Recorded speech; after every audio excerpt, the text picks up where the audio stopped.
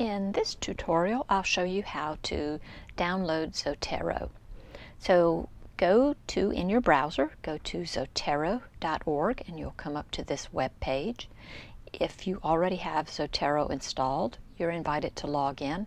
If you don't have Zotero yet, you can get the latest stable version, which is version 6.0, I believe.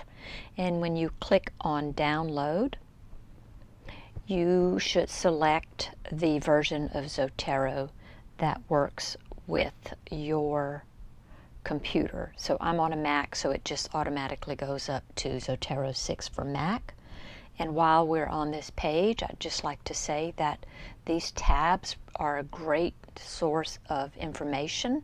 The documentation for Zotero is outstanding. It's really easy to navigate and it's very, very detailed. So go ahead and start using Zotero. We highly recommend it, we, meaning librarians, as your new free bibliographic management software. Once you download Zotero, you'll need to get an account. So you'll just go to login. I already have an account, and if we click on login,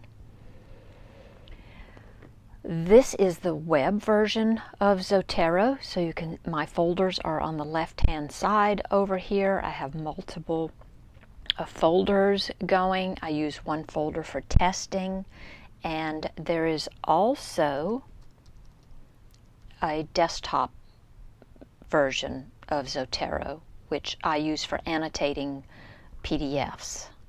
But I'll do another tutorial on how to use Zotero as we go along.